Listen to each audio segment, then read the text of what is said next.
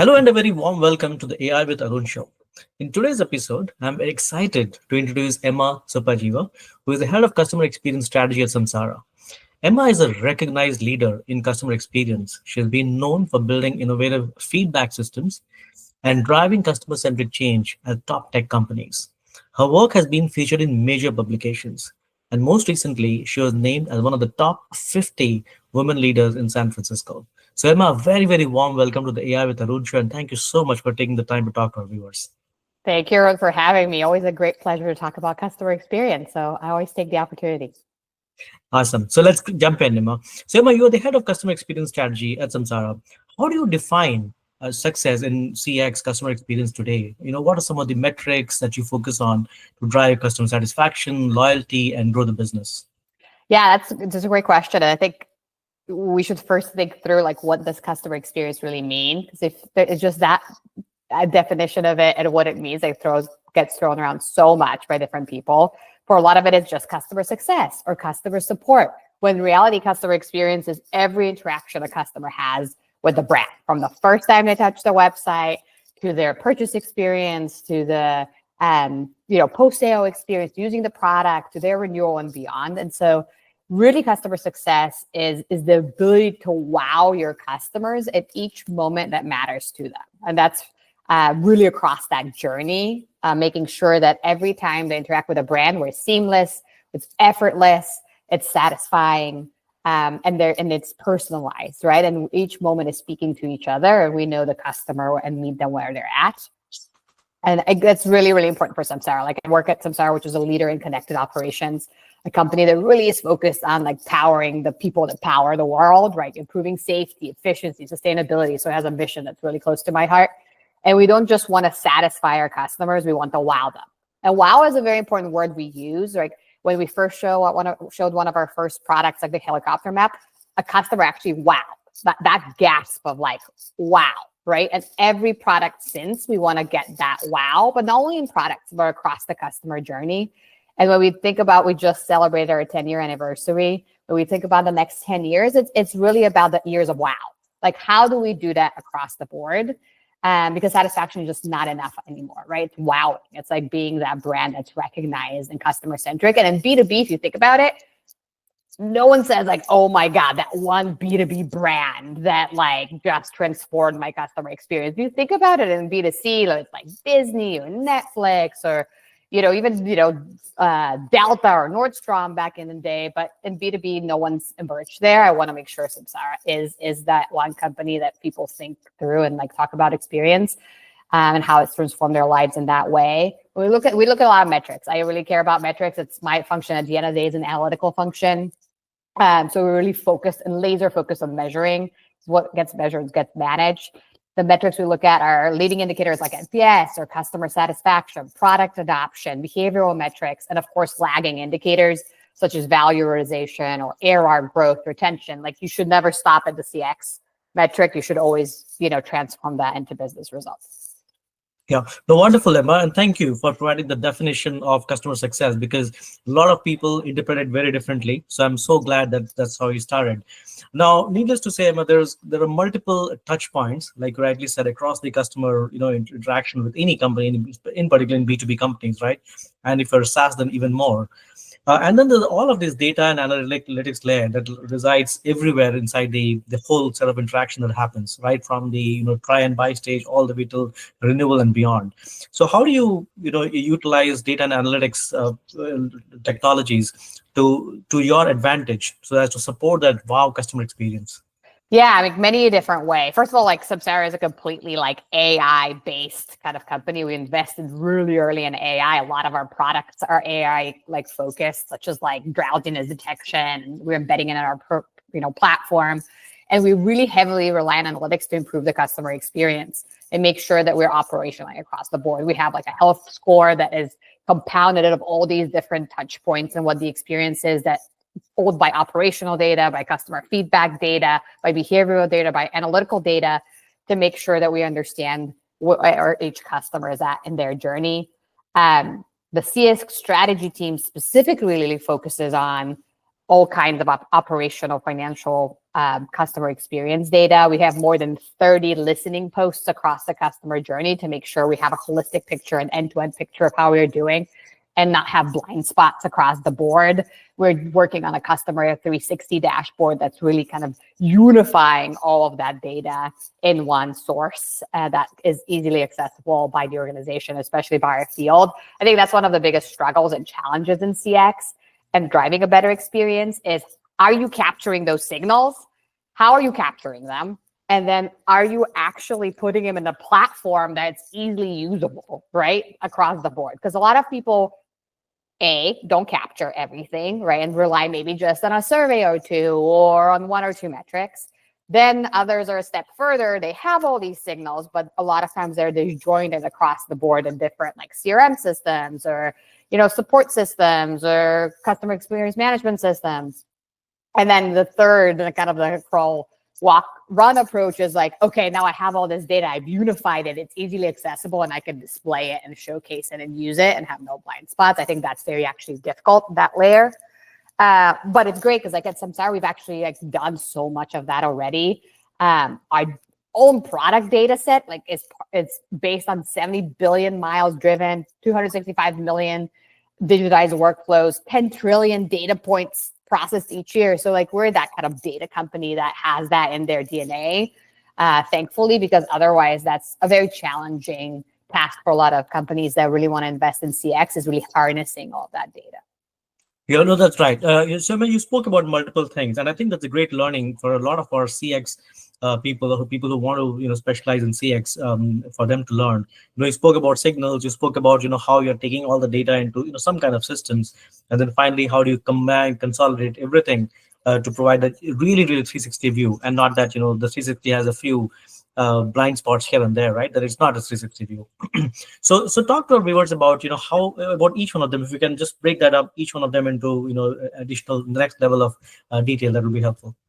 Of the different data sets or like of the system? Data sets, right from the signals to what kind of system should we be thinking about, and how should we really be thinking about dashboarding or metrics? Yeah, that's a very good question. I mean, there's just so many different ones. Like your CRM or your CSM data or your support chatbot cases and like notes or your actual chat history or the emails that you have with your customers, like that, Gong collects, that your Salesforce collects in CRM, that your, Gainsight collects on customer success. There's so many disjointed systems. And like what I really care about, like in a company is like, are we unifying those across like a platform like Databricks or, SAP HANA Cloud or whatever it is. So it's like easily accessible. And then most importantly, are you pulling those insights out in dashboarding, right? Like, is that accessible through like Tableau or Power BI? And like, can people actually make sense of it? Like we actually invest a lot in AI ChatGPT on dashboarding for our CX data specifically, that it's easy. Like you could ask a bunch of questions like, what are the top pain points for our enterprise segment, right? Versus like reading like, text analytics analysis and sentiment or different widgets on a dash. Like it's one is like harnessing it. And then the other thing is actually like displaying and analyzing it and like then synthesizing it and showing the key pain points. And the other thing is very important is to listen to the customer from different signals across their journey. So like, what are their interactions with our website? Like, what is their behavior when out in the product? How are they adopting the product? What about when they called in the support? Do we know all that data? What was their time to resolution? What are the notes from the support agent? What about when they called into our customer success manager team and like they had a call? How about their social media posts or their in-app use of our product, right? So all of those key metrics, like making sure there's a unified ID and you can track them across is so important. Right. Yeah, and that's what leads to some kind of a hyper personalization, Emma. So Emma, talk to our viewers about two things. One is how are you building in hyper personalization? One, and two, how is AI playing a role in the hyper personalization element that you're bringing in for your customers? Yeah, we really try to meet our customers like where they're at, right? Like, so anything that we do in the product is really focused on like each specific customer, making sure we have like in-product guidance or tips of like what they should be doing next, how they should be adopting our product, making sure that when we talk to them, we know their information already. Like we've passed that omni-channel view to each of our reps or agents or internally to the company, so everyone knows like who they're talking to and like having that data. A lot of what we do around AI, as I said, like we've heavily invested in product and AI. We just actually released Samsara Intelligence, which includes Samsara Assistant, like a generative AI tool within the product that kind of helps our customers answer complex operational questions, which before they had to do a bunch of reporting or like offline analysis and all that. We also released Intelligent Experiences, which is a solution that's embedded with AI insights within the product internally. And it's really important, like, hey, a lot of companies are talking about, here's like what we're doing from an AI perspective for our customers. But our founders and CEO and CTO actually really focus on how are we being more productive internally through AI and kind of analytical technology. So every team is actually encouraged to like spell out all the different ways that we could use AI to speed up our work and be like hyper productive compared to before. And so we use Samsara ChatGPT, which we've created internally that is linked to our .com site, our CRM, our Gong calls, our competitive intelligence. So like we could get insights quickly for our sales teams or our customer success teams or me as a CX strategy leader. We use predictive models to better understand like upsell and downsell opportunities across the board for our customers. The CX team uses a ton of text analytics and sentiment analysis to analyze unstructured data. So those signals that I talked about before, they're like just across like notes or calls or like social media posts, like unstructured feedback through surveys. Like we use all of that technology to make sure we're making sense of it quickly. We use AI assistant and CX dashboards to get insights and context quickly on each customer. So there's like a really like outward focus on AI for our company, but also really an internal push to make us more efficient as a company and each employee more productive using those new technologies. Wow, that's phenomenal. I mean, I've seen the companies use it for their customers, but the fact that you guys are using it not just for your customers, but also internally to drive efficiency, drive customer experience, and that overall employee experience, that's fantastic. Yeah, I think it's amazing because it's like drinking your own champagne, right? We can't just like, sell it out there. We have to like live it and like be the living proof of it. Yeah, no, absolutely. So Emma, talk to viewers about some of the challenges that you have faced while you have been thinking about the strategy, about implementing them, and some of them, what our viewers can learn from the challenges, and maybe not repeat them. Yeah, of course. I mean, I think like my day in and day out and customer experience strategies data, like customer data, right? But at the end of the day, 90% of what I do is influence without authority and make sure we're partnering with the business to drive customer-centric change. Because I'm not the owner of customer success or our product or our support team or our marketing team, but I have to convince them that we need to do X, Y, Z in order to improve the customer experience. And that's why I KPI my team. I think that's a really big roadblock for a lot of customer experience strategy teams out there that fail. And, Forrester's predicts like 1 in 5 will fail like next year, right? They focus on the insight, on gathering, listening, understanding, but less so on the action, which is harder, right? Because it's cross-functional and you have to be aligning with stakeholders. But that's really what the impact comes from that, right? And so a lot of get stuck in that listening motion without the action motion afterwards. And so I KPI my team, not on how many reports we've done or how many insights we've gathered or what new thing that we've launched to listen to our customers. I KPI them on like, how many actions did we take as a business? How did that move the needle from a customer experience perspective? And how did that move the needle from a business perspective? And so that's kind of how you get that stakeholder alignment, which is so challenging at times. Because if you think about the CX strategy team, a lot of times we're going in and telling someone their baby's ugly. No one wants to hear that baby's ugly, right? Like, that's my baby. And so you have to do it in a way that ties it to ROI, ties it to the metrics they really care about, right? Like that leader specifically is accountable for to the company. And like, how can we move the needle on those metrics by investing in a CX improvement initiative? Make them the hero, right? So quantify the impact, making sure that they understand, like, if we prioritize this, what it will be in for them. And then once we actually do it, like, celebrate them, like they did it, right? And so that's kind of always been my approach, is not coming in and saying, here's your baby's ugly, like, you have to do something about it, but being that partner of, hey, the baby needs improvement. If we do this improvement, you're actually going to improve your metric by X, Y, Z. And that's going to be huge, right, for the next year. It's part of your key KPIs. And so that has served a lot in getting really traction and improvement opportunities with leaders. That's a great way of getting things done and navigating towards multi-stakeholder organizations, Emma. So that's a great insight for our viewers. So thank you for sharing that. Of course.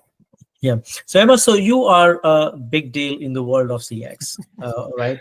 And then you are one of the top 50 women in the Bay Area, right? You're very, very recognized. So talk to our viewers about your point of view on diversity in the field of CX and innovation. Yeah, I mean, diversity is huge, especially in customer experience. Like when I think of diversity in CX strategy, I think of three different pillars. Of one is broader problem framing. So people with different backgrounds ask different questions, spot different friction points, which helps the team define customer problems more accurately, more holistically. Second, bias checking. Like having a variety of perspectives in the room really helps surface those blind spots that we have in messaging and design and policies and assumptions. And I've seen it in the real world, like happen so many times. And then third is like better risk management. Like homogenous teams can fall into groupthink. Diverse teams are more likely to challenge prevailing ideas, anticipate edge cases, stress test solutions before customers even see them, right? This co-design with customers and think through any scenario. And that has really helped. Like I really focus on creating diverse teams. That's a huge priority of mine, just because otherwise we can fall into like everyone thinks the same, we all do the same. And at the end, if everyone thinks the same, someone's not thinking enough, right? And so we don't want to get there.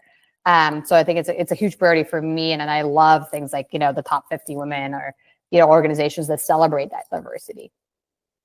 Wow, wonderful! I like the way you broke it up into three distinct parts in terms of diversity. That's wonderful, Emma. So Emma, let's move on to the next segment of our show, which is like the crystal ball round. So let's talk about that's exciting. Yeah. So let's talk about the role of AI and AI related technologies in the world in your world in the CX strategy world. How do you see them evolve in the next, let's say, a couple of years? I mean, I don't want to say 5 or 10 years because every day this whole thing is changing, but in the near future. It's a huge impact to us. It's a step change in how we ensure seamless customer experiences. There's a lot more personalization, a lot more tailoring. In the moment AI assistance, quick and effective resolution. It is just an incredible landscape of how we can help our customers gather insights quickly, analyze those insights, predict their behavior. Not even like you don't even need the customer to be there. You can like do like simulations through AI based on their behavior, past behavior, what they would do next. Like it's completely changed the game for us. I know for some industries maybe it hasn't, but for CX, like you could see all the customer experience management tools investing so heavily in AI just because it's like the perfect spot of like AI technology to come and revolutionize, because we deal with a lot of data, we deal with like customer behavior, we deal with like in the long term with longitudinal studies. And so like being able to act in the moment, react in the moment, have that synergy between human and AI and kind of bring more power to both of them is huge. And I love to see so many companies adopting, right, like AI technologies that can help them be more successful. I feel like if they don't, like they're the laggards, right? It's like AI is not going to take your job. It's the person that uses AI that's going to take your job. Yeah. No, you are right, and that's I guess true for a lot of field. Right, in CX and even medicine and healthcare, pretty much everywhere, right? Yeah. I totally. And I think though, like we should not forget about the human aspect of it. I think that's a big thing that we care about at Samsara and on my CX strategy team is like it should augment versus replace, right? So using AI to empower CX teams, to give them smarter tools, better context, real-time coaching, so they can deliver higher quality support or services, like that is important versus completely removing the human aspect or designing for a better human handoff, right? Like AI should triage, not completely replace. And so that is top of mind for me. Like what is that perfect synergy between AI and then human? What does the handoff look like? What does AI do better? Where does the human interaction kind of come in and augment what AI is already doing? Like how does AI keep humans in the loop, right? That these are important things because you could easily kind of exert right on one end, and like then you lose that personalization, actually becomes impersonal, like, and this is exactly what you don't want to happen. Yeah, you're right. And Emma, in terms of core CX, what are some of the future trends that you see in this area? In AI specific driven things, Not in the AI space, but in core in in CX. Yeah. yeah, there's just so much. Like, I think CX is transforming so much. It's moving away from surveys, like, right, because you have like these 10% response rates and like 90% are like your silent majority, and like what is even happening with those people, right? And so like CX is really about signals, about unstructured data, about predictive analytics, like something that we heavily invested at ServiceNow, which is a company that I previously worked with, is a predictive model around, hey, we only hear from 10%. What's happening with the other 90%? Like, we could actually predict that from their behavioral data, like, how many times they call into support, what their product adoption looks like, what their value realization in the product looks like, their last interaction with a CSM, like their health metrics. Like, I can predict, are they going to be a detractor or passive before they even think they're a detractor or passive? And I can make sure that I have a team that goes in and helps them in the moment before that stage. And that's huge, right? Because you could have the customer experience measurement across 100% of your database or your customer base without having access to like their feedback, for example. So like really CX is evolving so much with the predictive analytics, with AI, with machine learning. Like, before, back in the day, we had to sift through all this feedback and understand and analyze. Now we have like NLP models, we have sentiment analysis, we have AI that synthesizes. And so really being in that forefront and making sure that you're making use of all of that, because it simplifies things so much, and make sure that you're not blind to more than half or 90% of your customer base is key. And I see a lot of that coming into CX, along with personalization from AI. You talked about hyper-personalization already. Simulations around using AI for the user behavior without having a user out there. Like, there's just so many things that you could be doing and like using right now that if you're not, like, shame on you. Yeah, you're right. You're right. I mean, the tool is all there, the technology is all there. It's up to us how are we going to leverage them for the benefits of whatsoever field or area that we are in. For Yeah. sure. Yeah. So Emma, what would your advice be to any future professionals or professionals who are in the space, in the CX space, so that they can grow and thrive in this career? Yeah, I mean, I think the biggest advice I always kind of give them, it's a CX strategy is a new role, right? It's been like, you didn't even have chief customer experience officer 10 years ago or 15. That's like a whole new, like, now they're popping everywhere. That's great. It's the most amazing category, I think, to be in business, because it's growing. Like, it is mission critical. Like, it is out there that is actually helping companies differentiate. And so it's a great field to be in, but it's still relatively new. And so every time you're setting up a CX strategy team, it's like, how do you plan for your long-term success, but have quick wins on the way? And that's, like, I think building the brand, building the credibility is so important in the beginning in order to really secure further investments in your CX function. And so when I give an advice to CX strategy, I'm always like, start small, like have one or two quick wins where you've uncovered, customer experience issues, you've solved them, you've proven like what the power of customer experience strategy can be, stand them up. And then from there, right, like kind of build out at the same time and power your long-term strategy. Because I think a lot of CX strategists go in and start building like a comprehensive listening across, 20 different listening posts and touch points and getting all the data. But like, great, do that. But at the same time, make sure that you're building brand and credibility with the business, and like know what it needs in that moment. It's never the same. So, just in an example, at one company, we had really poor competitive intelligence data. And so we actually use like survey feedback, signals across like different, gong calls and analytics and things like that to understand what is our competitive landscapes, why do we win, why do we lose, what are our win rates.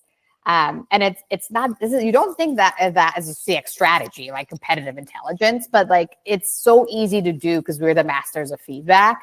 And so that was huge for the company because we became this rich asset of competitive intelligence when we didn't have great CRM data on it. And so think out of the box, right? Like a quick win, it really should be part of what the business cares about. And it's fine to stretch yourself beyond what traditional CX is in order to create that brand. Wow, wonderful, wonderful. That's great feedback. So, Emma, with that, we'll move to the third and the last segment of our show, which is the rapid fire round. Oh, we're moving fast. I love it. All right. So, here's my first question to you: what is one book or resource that has profoundly influenced your leadership style? Yeah, I recently read The Infinite Game by Simon Sinek, and that was something that really reshaped how I think about leadership. Because a lot of times it's, we think about it as like winning or outpacing competition, when his book is really all about kind of thinking through the long term and making sure that whatever what we're creating is and we're building, is that going to matter in 5 years? Is that going to matter in 10 years and 50 years? And that's especially relevant for customer experience, because like the game, as we talked about, is changing so fast, and like all these tools and like technologies are really, kind of supercharging how CX is. And so the real advantage really is adaptability, not certainty. Wow, that's a great book. I took note of it, and it's going to be in my to read list. Great. All right. So my second one to you is: if you could solve one major challenge in CX instantly, what would it be? And I think we talked about that one a little bit in the beginning. It's like the data, like access to data and harnessing the power of data. Like creating that data, listening to those signals, but then really harnessing them in one tool and one platform that's like easily accessible. I think that's a big misstep out there, and we trip a little bit on it. Yeah, you're right. I mean, given that, a lot of that is AI driven, data driven or data influenced decision making is so important.